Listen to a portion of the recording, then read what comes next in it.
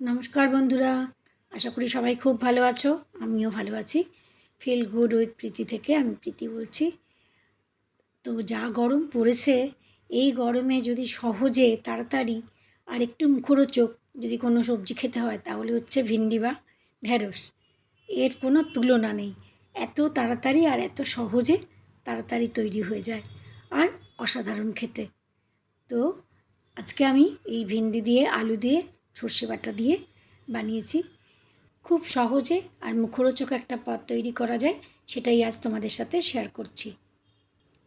আমি এখানে এই আধা কিলো মতো ভেন্ডি নিয়েছি। ছোট বড় দু রকম সাইজেরই আছে। সবসময় তো আর দোকানদাররা বেছে আনতে দেয় না। তো যাই হোক, ছোট বড় যেগুলো বড় আছে সেগুলোকে আমি দু পিস করে দেবো, আর ছোটোগুলো মোটামুটি গোটাই রেখে দেবো।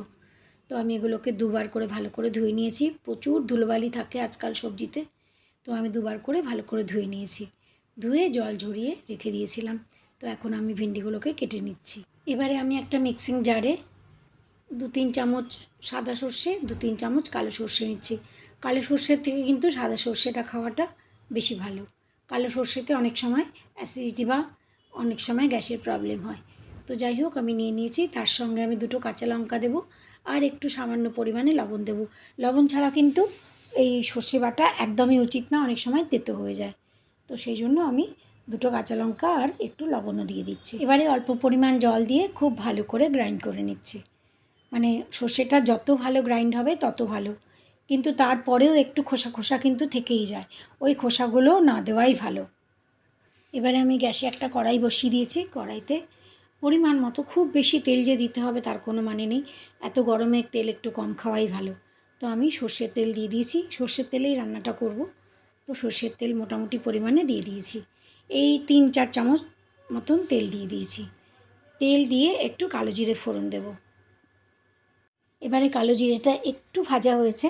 আমি মিডিয়ামের থেকে একটু বড় সাইজের একটা আলু কেটে নিয়েছি। এই আলুগুলো এবার তেলের মধ্যে দিয়ে দিচ্ছি। আলুগুলো একটু সামান্য নাড়াচাড়া করে, এই 1 মিনিট মতন একটু নাড়াচাড়া করে তারপরে আমি ভিন্ডিগুলো দিয়ে দিচ্ছি। ভিন্ডিগুলো কড়াইতে দিয়ে একটু নাড়াচাড়া করে পরিমাণ মতো লবণ, পরিমাণ মতো এই জন্য বললাম কারণ আমার সর্ষের মধ্যেও খানিকটা লবণ রয়েছে, আর একটুখানি হলুদ দিয়ে দিচ্ছি। দিয়ে আবার ভালো করে একটু নাড়াচাড়া করে একটু চাপা ঢাকা দিয়ে দেবো। ঢাকা দিলে হবে ভিন্ডিটা একটুখানি মজে যাবে।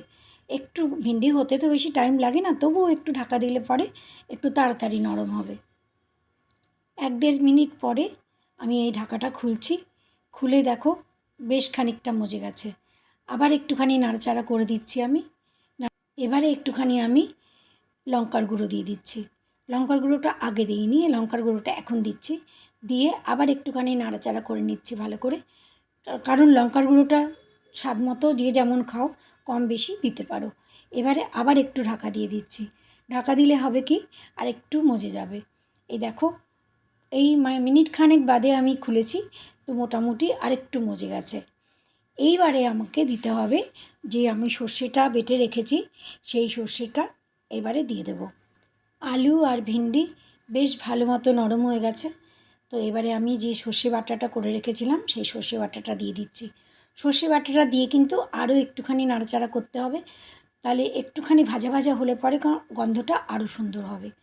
তো আমি এই সময়টা একটুখানি ধৈর্য ধরে নাড়াচাড়া করে ভালো করে একটুখানি সর্ষেটা হতে দিতে হবে। তারপরে নামানোর টাইম হয়ে গেছে। আমার ভেন্ডি আলু খুব সুন্দর করে নরম হয়ে গেছে একদম। নামানোর আগে সামান্য পরিমাণ মতন, মানে অল্প একটুখানি চিনি, মানে মিষ্টি একটুখানি দিতে হবে।